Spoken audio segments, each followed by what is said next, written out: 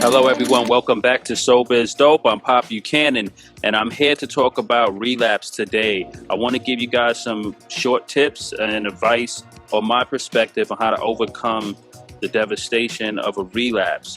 For many of us, recovery comes with a lot of excitement, new energy, and you feel like you could take on the whole world, right?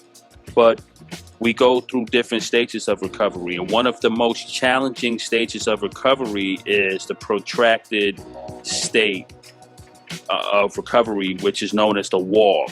And the wall is where a lot of people, too many, really start to feel the effects of the addiction and the healing process. This is the period, this post-acute withdrawal period, is when the brain really starts to heal and you start to really feel the aches, the pains, the being tired, fatigued, irritable, and frustrated.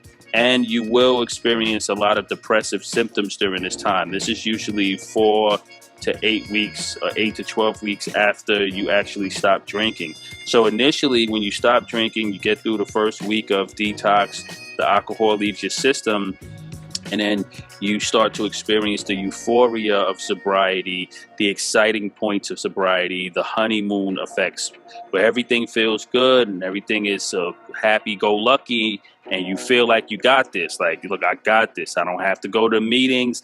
I don't need this. My life is back in order. Everything is extremely exciting until you hit the wall, right? You hit this state that really does a number on you. Now, why do I recommend detox and rehab? Being in a professional rehabilitation environment allows you the benefit of having supervision, whether it's medical supervision, having peer counselors, and people around that can watch for the signs of post-acute withdrawal and be there to hold your hand when you get to this difficult stage of your recovery. But for too many people who try to go through it and do it alone, this is the point where most people would unfortunately relapse. This protracted withdrawal stage or post-acute withdrawal stage, or what we know as the wall, is really tough. And a lot of people throw in the towel because, one, you're dealing with a brain that's healing. You're dealing with depression or depressive symptoms. You're dealing with a lot of anxiety and you're fatigued. It's just a brand new experience, and it takes a lot of love and nurturing. You need a lot of rest during this time, and you need some direction. So if you're home and you're doing this on your own and you start to experience boredom and all of these other symptoms, it's easy to imagine that relapse can be, the end goal to the end result of this process if you don't know what to look out for and if you don't have proper medical supervision or if you're not in some form of rehabilitation. So the first thing I want to say is, what happens when you relapse, right? You give in, you cave in, something leads up to that, whether it was the depression, the boredom, the anxiety. You couldn't really make it through this post-acute withdrawal stage, right? Maybe something triggered you. We talk about triggers a lot. Knowing your triggers. This is so important. If you don't know your triggers, then anything can set you off, and then you go down that dirty rabbit hole of relapse, and which leads you back to your addiction. So to find success in recovery, you want to be able to watch these triggers, and you want to be able to know what to look out for. So the biggest concept for me, and I want you guys to understand this, there's many stages of relapse. So you most likely was relapse emotionally and mentally before you actually physically relapsed. This is important to know. I was very excited when I learned this because it put things in perspective. We start to tell ourselves little things, start to play with the idea. Maybe I could have one beer, maybe just one drink, right? Or maybe I could just go out one night, or I could go to the bar, and be fine, or I'm good now. I could hang around the old joint, or I could go out with drinks with my friends. But in early recovery, you really have to watch slippery places and slippery people. This is really important. And don't underestimate the power of your drug of choice. Is very insidious, and it could call you. It's going to be calling you. Alcohol and drugs are very insidious. You have to listen to that inner voice and know what to look out for. So be careful of these places. And in addition to that, ladies and gentlemen, you have to understand that if you're not eating properly, if you're not staying hydrated, if you're not getting enough rest, if you're not within a support system, if you're not doing the work, right, you could definitely relapse on multiple levels before you actually get to the drinking, the actual physical act of drinking or doing a drug, a choice.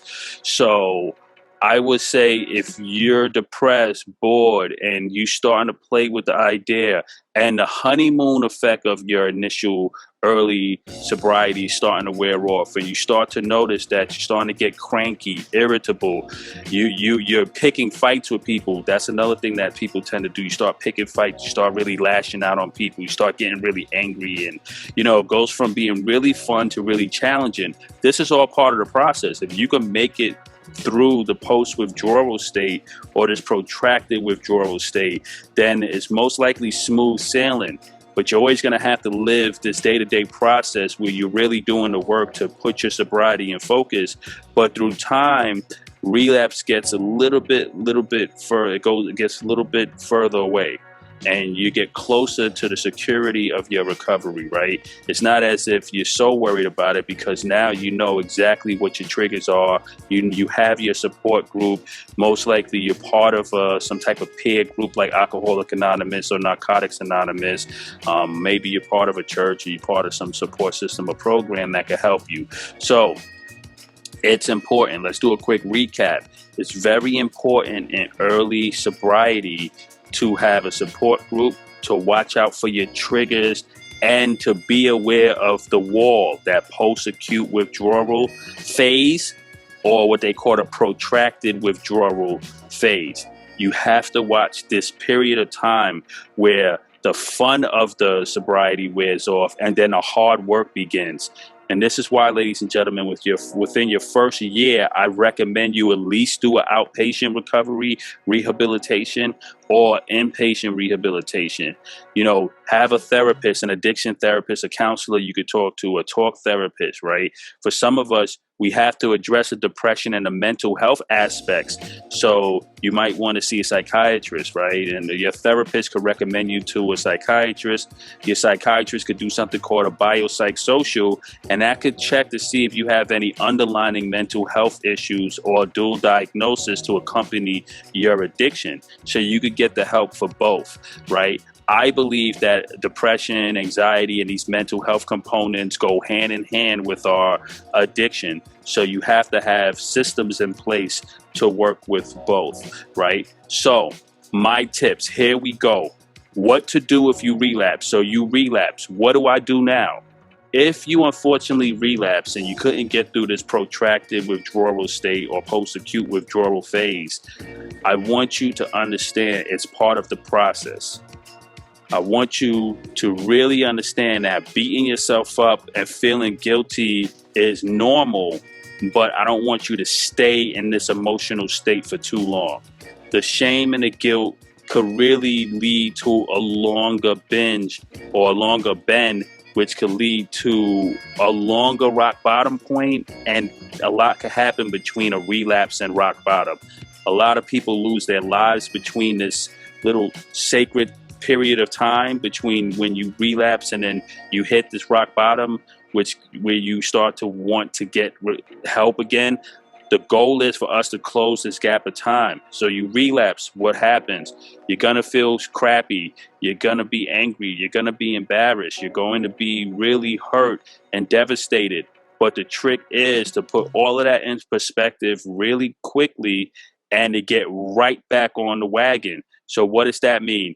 You relapse, there's nothing wrong with going to the hospital and getting a medically assisted detox so you get the alcohol right back out your system. Instead of staying in the guilt and the shame, be proactive, do something about it. I'm empowering you guys. I'm giving you the power. I'm telling you that it's okay. There's too many people pushing the false narrative that after a relapse, you have to just let it all hang. You have to just, they're going to have to hit rock bottom again, and you're going to have to tear apart your life and go on this long journey of self-discovery all the way. We don't have time for that, all right? We're speeding up the process, right? If you're new and this is your first rodeo, yes, you may take some time. But for many of us, this could be your second or third or fourth or fifth relapse, and you start to feel discouraged as if you'll never really beat this thing. But you have to put it in perspective, and you have to understand that relapse is part of the recovery process. So get up, dust yourself off, and get right back on the wagon. Go right back to rehab. Don't be afraid. Tell your family. Be honest with the person you love. Also, be prepared. People in your life is going to be disappointed. They're going to look at you really bad, right? A lot of families don't get the necessary education on how to deal with a family member or someone that they love that's in addiction. They don't get the memo, so they don't know how to react. They're human. So most likely they're going to say their reaction is going to be kind of like this. How could you? Why did you do it? What's wrong with you? What were you thinking? Right? I'm so disappointed in you. This is what people that love you is going to say. This is how they're going to feel. That's part of the process. You're going to have to just really eat it and understand that that's coming from a place of love, and just say to them, listen, I understand that you're really disappointed. I just want to really get back on the wagon. So can you help me get back? Right? You don't have to stay in the addiction for too long. But be prepared that people around you may be disappointed, and that's okay. Just reassure them that, hey, I have a disease, I'm dealing with this allergy, my addiction is tough, but I'm willing to get back on the wagon and do the work. You'll be surprised. If you look out for these things, you can win. The next thing I want you to know is it's okay to go to an Alcohol Anonymous meeting the next day. Say, hey guys, yesterday I relapsed, I'm starting over. The other thing to keep in mind is that there's so many different school of thoughts where if you relapse, you lose all of this time that you had, and that's discouraging. All right. So I understand that, okay, if I had a year and then I relapsed, so I had 365 days, and on the 366th day, I relapsed, and now I have to go back to day one. All right. Don't pay attention to the numbers of the time, right? Just pay attention to how you feel in the process. Forget the time. Right now, if you're in a relapse and you're sitting there and you're by yourself and you're beating yourself up and you're ashamed and you're angry and you don't know how you got here, the most important thing for you now is to say, okay, I made a mistake. It's part of the process.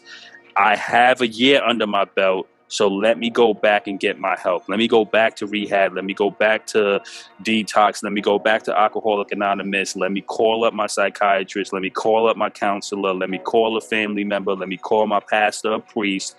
Whatever that looks like, go back to the basics ASAP. Don't wait.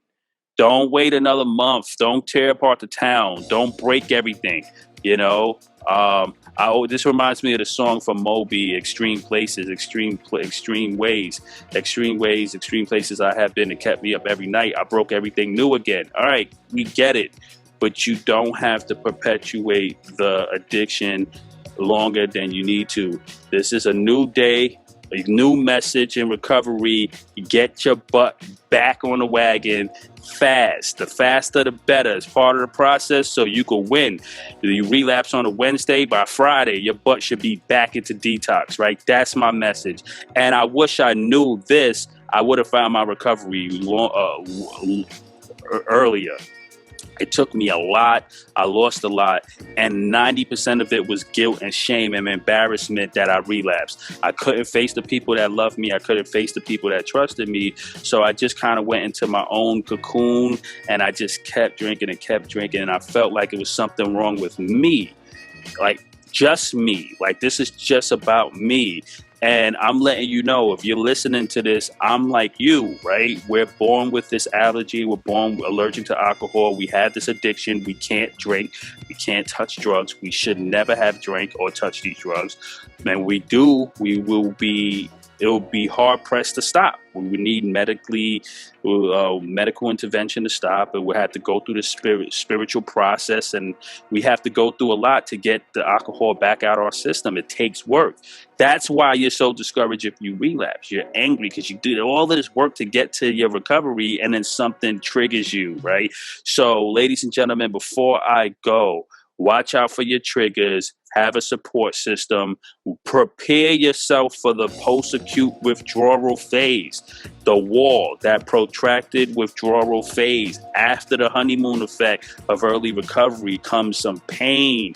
You're going to have to pay for all of that damage you caused to your body, and you're going to feel it. But this is the stage where you need a lot of rest. So you need to have at least a month or two where you focus on nothing but your recovery, not work, not making amends, not running around trying to prove to people you're back, and none of that. You have to just lay down, eat, rest, stay hydrated, do some light exercises, and let your body heal. All right. It's a lot of healing. And if you don't do that, you're going to be very depressed. You're going to be irritable, frustrated, bored, and all of these things combined is going to start triggering you to have these slippery thoughts, ideas, and then most likely you'll relapse. So to avoid that, prepare for that period. Lastly, just as to wrap it all up, if you relapse, be prepared that, you're going to have some family and people that may be disappointed. That's okay. You're going to be disappointed. That's okay. That's part of the process. Don't let the shame, the guilt, and the embarrassment keep you in your addiction longer than you need to be. Get up, get out, be honest. Call your support system, go back to the hospital, go back to your detox, go back to rehab, go back to AA. Remember, if you relapse on a Wednesday, we want you back in treatment on a Friday, period. All right. There's no need to go another 6 months or another year because we want you to survive. Too many people are dying between their relapse and their rock bottom. So before you hit rock bottom, you can find peace in your recovery and you can get out of the snares of a bad relapse. Ladies and gentlemen, you're listening to Sober is Dope. I'm Pop Buchanan, 8 years sober. I'm really excited to bring this episode to you. If you like this episode, hit the notification bell, subscribe so you get more, and stay tuned and be safe. Go forth and be sober. I'll catch you guys on the other side. Thank you so much. Peace.